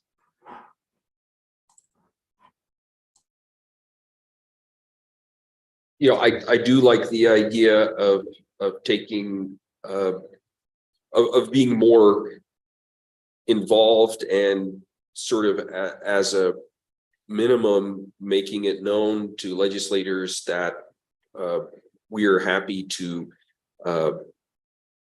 clarify FIRs. We're happy to provide our input on these various bills, since many of the energy bills would require the PRC to oversee and monitor and implement. I think legislators should want to hear what the PRC thinks about those provisions in the bill.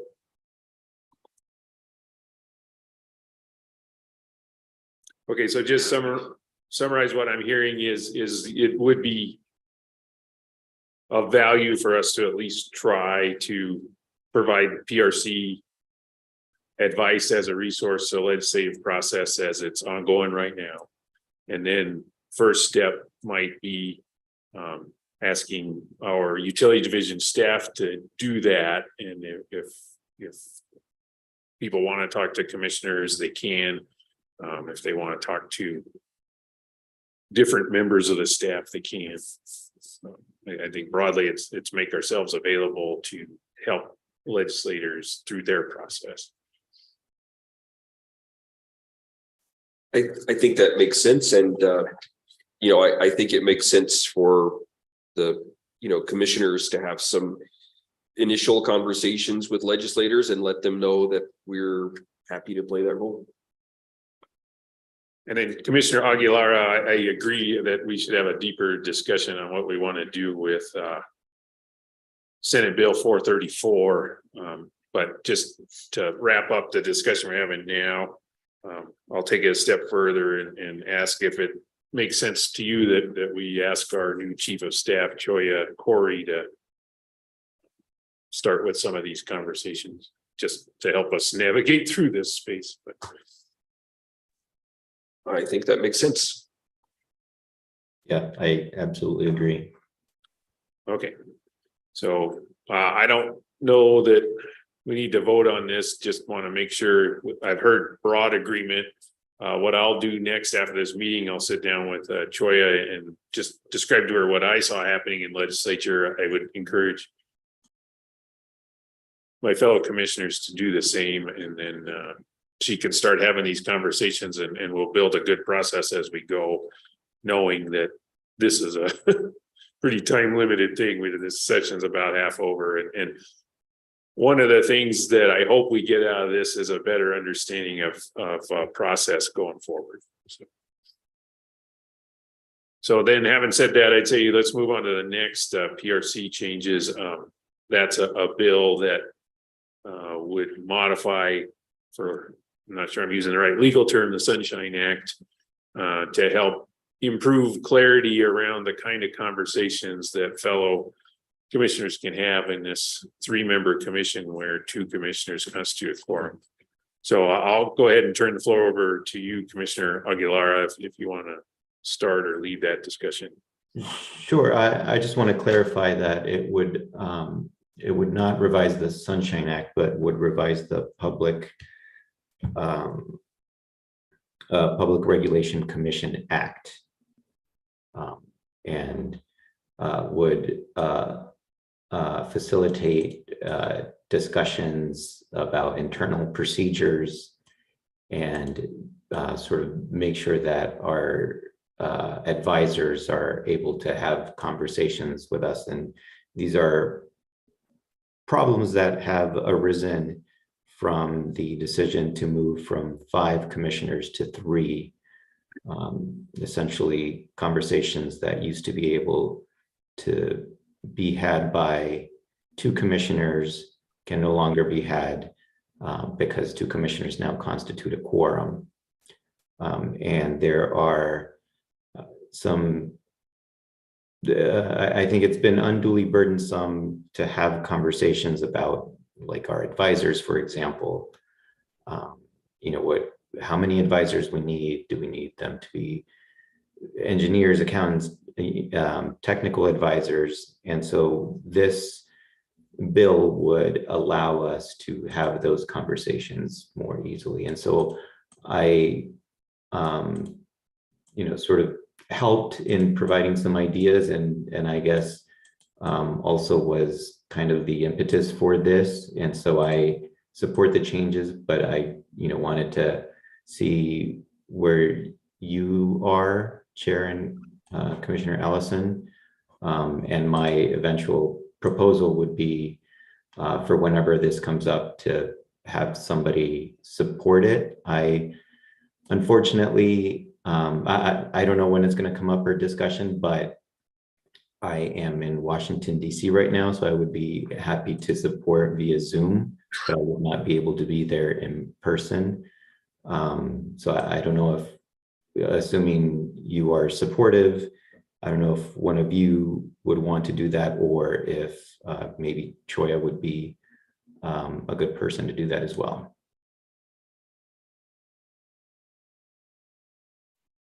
Yeah, I agree with what you said, Commissioner. And in fact, I thought there was a great example of the kind of thing we were talking about just last week, you know, when we started the morning on a 2-hour delay with the Santa Fe school system, and then that turned into a closure of Santa Fe schools. And then how our open meetings get noticed because the schools were closed, the building was closed, which meant we couldn't have the meeting because we had noticed it that people could attend in person. So that was the event.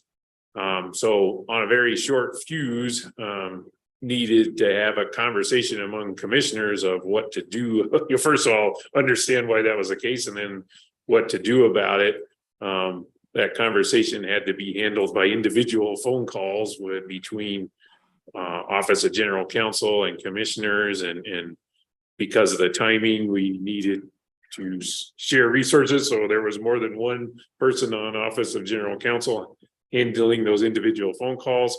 The good news is, I think it was handled correctly and we got to a good place. But if we could have convened a 5-minute Zoom call where all three of us were together with Office of General Counsel to get through all that as a group, that would have been more efficient. And again, I think we had a good result, but it's one of those lessons I learned in driver's ed is you want to learn from when you almost got in a crash, not from when you actually got in a crash. So I think that's the kind of thing that we're trying to address with, or the sponsors trying to address with this bill. I think it'd be very helpful if one of us or somebody from the PRC can be at committee hearings when the bill's considered, just to provide that level of insight as to why this bill exists. So sorry for the long speech there, but just to say I agree with you, Commissioner, and I would going to move that the commission should take a position in support of SB 342.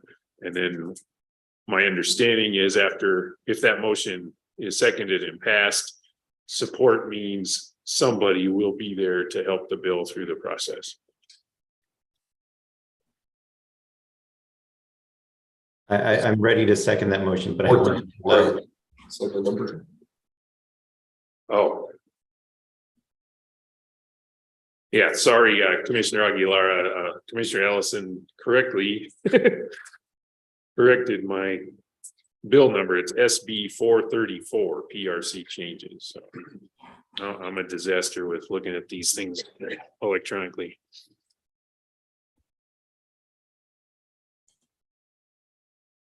I'm certainly in support of supporting this bill. Okay, so I think we have moved and seconded to take a position in support of Senate Bill 434. Michael, can you help us with a roll call on that? Commissioner Ellison. Commissioner Aguilera. Aye. And Commissioner O'Connell. Aye. Motion carries 3-0. And then while we're still on this agenda item, are there any other bills that other commissioners would like to discuss further? You know, I guess one thing comes to mind, this the Senate Bill 165 Local Choice Energy Act. You know, this bill has very wide-ranging implications for the power sector in New Mexico. And, you know, just speaking personally, you know, the commission would need to oversee and implement this act, which would involve quite a lot. And you know, my recommendation would be that you know, the PRC would, I believe the PRC would appreciate being at some time to engage on this matter and discuss the implications of it. And so my personal viewpoint is that I would like to see you know, the bill you know, slowed down that it not be, voted on in a rush. I think it would benefit from our input. So any discussion on that, Commissioner Aguilar? No, I don't have any specific comments to that. I mean, I would be happy to entertain sort of what input we should provide. So no opposition or really just that general comment. Yeah, so I guess my question or discussion on the proposal is what form would that take? Would we just vote on a resolution or a message to send to the legislature that says that we have not been included in the discussions about this bill? It's broad and far reaching, and would appreciate not getting it passed in this session so we have time to understand it and comment on it. Well, I think that's a good question. To be honest, I'm not sure what the best way is to proceed. I certainly at one level, we could express our individual thoughts on that bill, on our desire to engage on that bill and ask that it not be adopted this session. I guess the other possibility could be that we would vote to take some position, such as we as the PRC ask that the bill not be adopted this session in order to give us time to engage with the authors of that bill on its implications. Yes, I guess that's one of my questions is what does engagement look like? Would we request that authors make a presentation in an open meeting, or just what do you have in mind there? Because I would also expect there will be, this isn't the first time this particular bill has appeared in the legislature. So, but to me, the point is we're new. So just trying to manage that process. Right. I suppose I was thinking about approaching the legislators and having that conversation with them, not necessarily have an open meeting presentation unless, that's something that they wanted to do. I guess I'm just saying this is a bill that I have concerns about, and that given that the new commission just took office in January, that and given that we are the ones who would be implementing it, I think it's reasonable to ask that we give some input on it.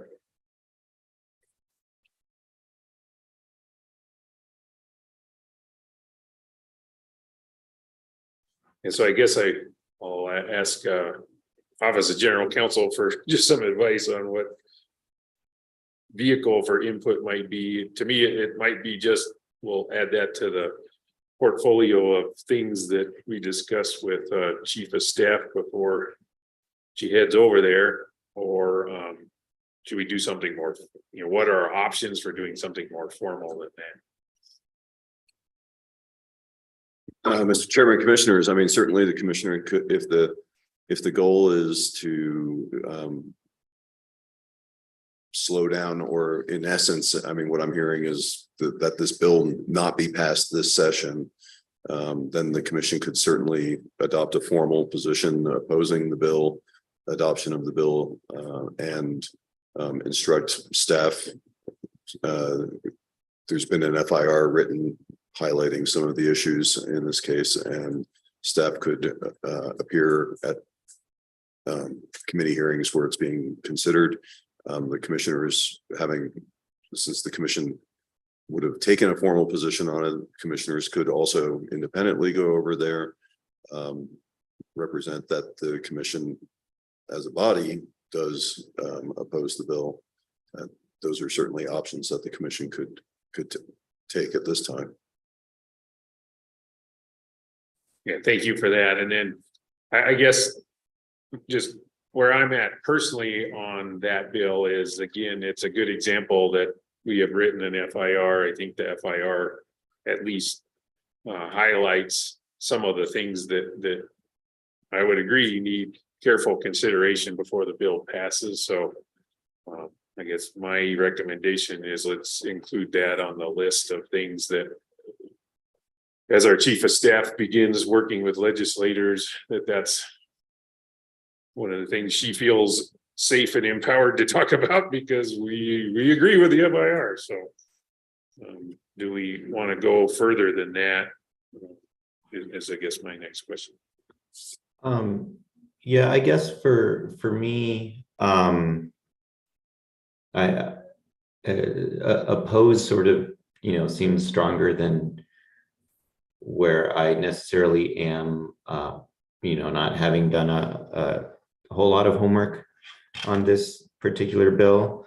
I definitely would be fine with expressing concerns as to the implementation, sort of the difficulty that it can cause. But if we're going to formally oppose, as opposed to, I don't know, not take a position, but express concerns, I don't know if there is actually a difference there, but I think I probably would ask that maybe somebody on staff elaborate on the FIR and sort of more, I guess, in depth explain the concerns that we have before we vote to oppose it, if that is where we were going.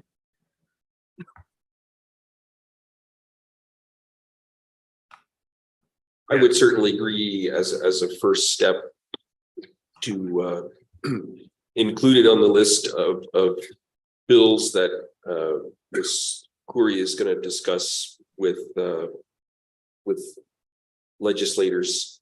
I think that's a fine initial step, and I think that wouldn't preclude any individual commissioner or any individual staff person from expressing their own views to a legislator.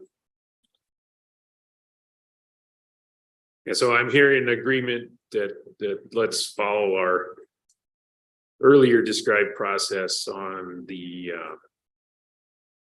Senate Bill 165, Local Choice Energy Act, that we're not ready to take a position of support or opposition to the bill today, but hopefully through, now that we've opened an avenue for conversations, we'll learn more and be better prepared as a body to take a position on that.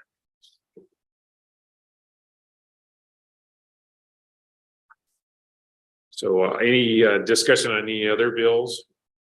Got this agenda item open.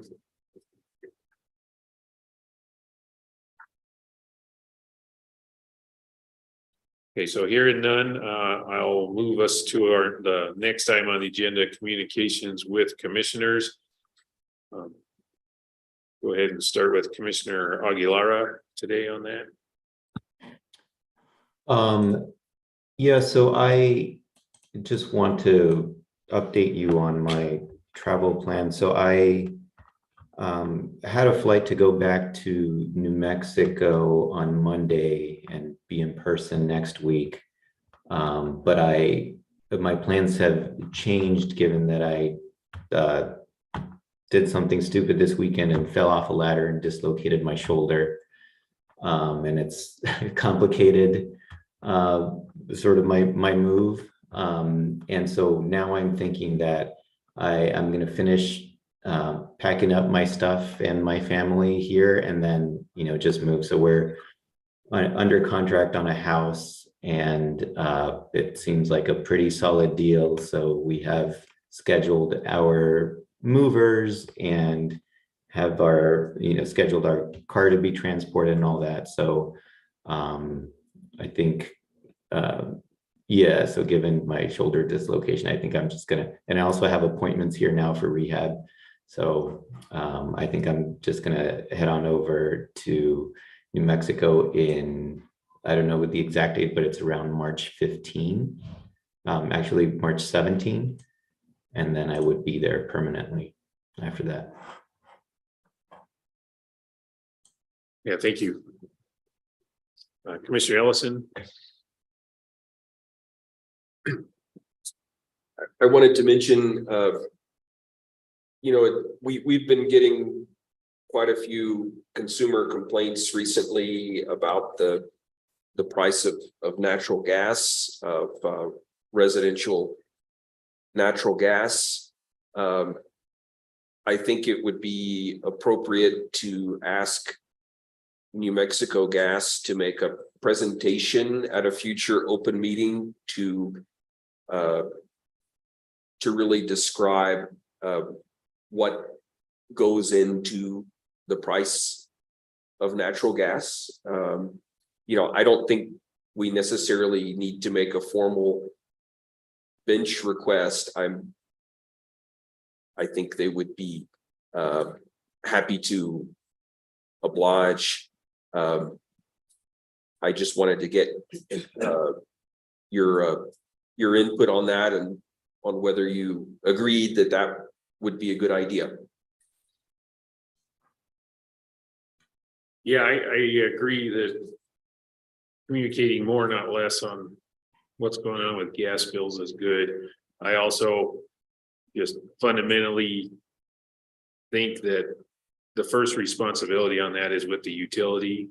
It's their job to manage that the best they can, and our job to regulate the decisions they make on that. But recognize, having been a New Mexican most of my life, that PRC approves rates, so that it's natural and it's understandable that people are coming to us. So I agree with any attempts we can make to communicate that with empathy but again, that should be in addition to what the utility's doing, not instead of. And then, having worked in that world where you're setting gas cost factors, we're heading into an interesting season where bills are going to go down because it gets warmer, but rates might stay the same or stay high because the utility is trying to collect cash, not rates. So the rate number may remain high for a while as bills are going down. Also want to acknowledge the bills are high right now. So, and I know that creates a burden and a hardship for our customers. And so I don't want to leave the impression that while I'm saying the utility is the primary responsibility, that I don't have empathy for folks that are finding themselves in a position where it's described as heat or eat. I know that's an issue here in New Mexico, and hopefully we can work on things going forward to help with that.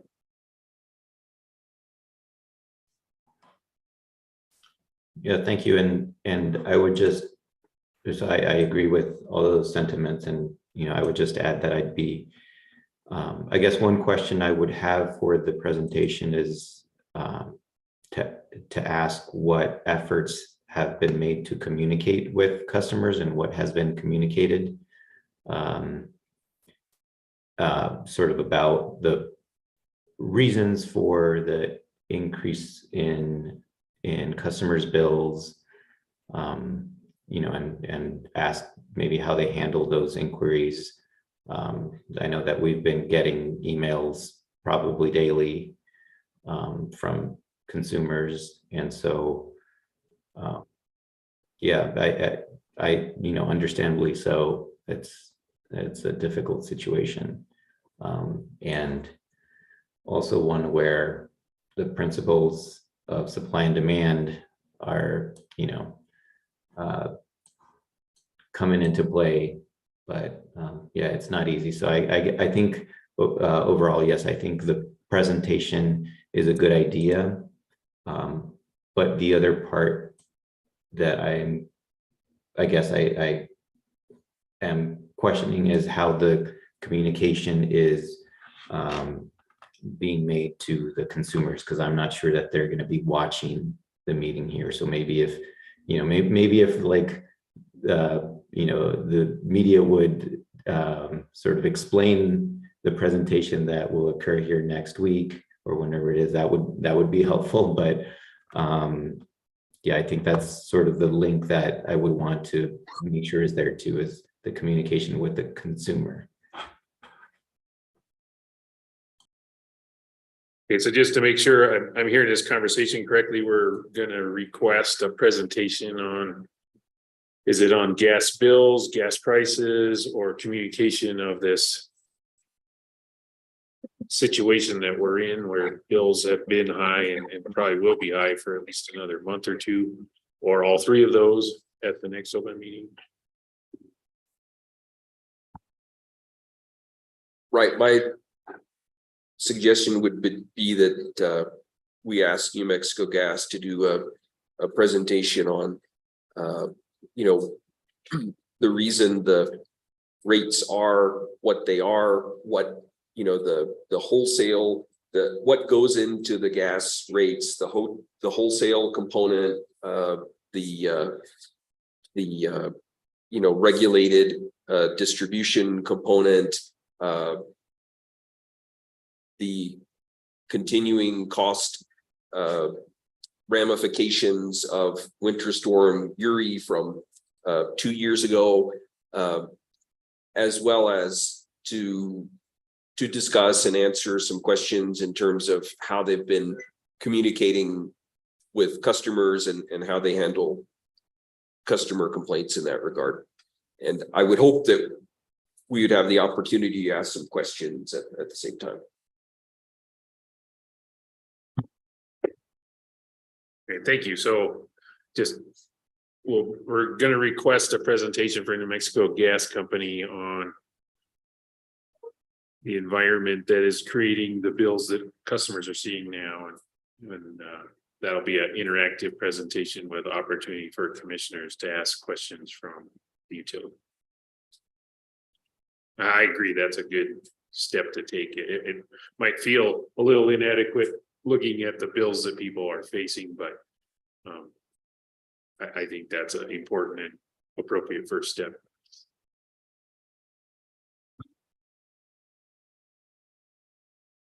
I guess just to add a couple more things, our utility division is continuing to investigate distribution company reliability standards in other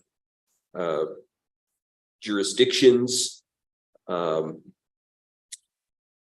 going to go out on a limb here and say that it seems like we might want to think about establishing some minimum reliability standards. So that investigation is in progress, and hopefully pretty soon there'll be some information to discuss, and then we can use that to decide what our next step might be on that subject.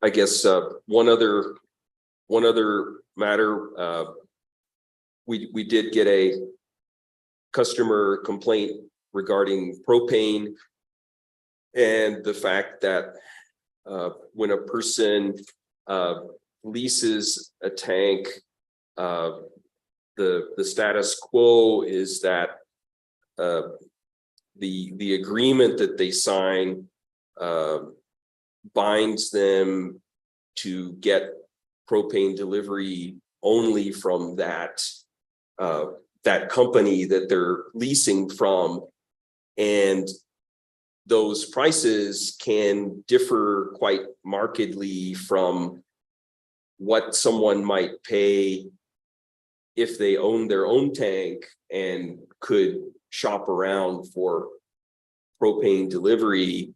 I just did want to mention that the PRC also promulgates rules around propane. So I think, this matter is food for thought. We've obviously got a lot that we're dealing with right now, but I think that this is sort of fair game for something that we might want to think about in the future.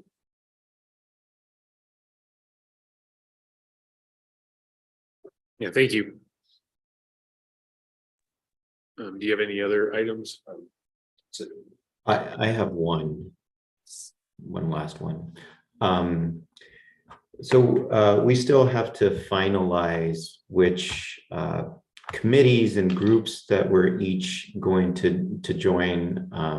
I'm sort of anxious to sign myself up for some of these. I know that we've been participating, but I think they still require sort of our formal sign up. And so to the extent we could get that finalized by the next meeting, that would be great. And I know that Ed Rilkoff has graciously been working with us on that. So just wanted to make a pitch there so that we can get ourselves signed up, registered for whatever committees we need to be on. Yeah, that was gonna be my item too. I've got a sense of urgency to sign up for these because I think we're missing meetings. For example, the SPP group meets on a regular basis. So I'm ready to be more assertive about the groups that I'd like to be on. And so I'll send an email to Ed and let him distribute that.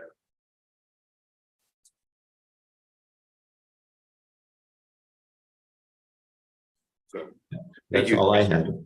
yeah, and that was my item also, that and the legislative discussion we had. So anyway, appreciate the conversation we've had there.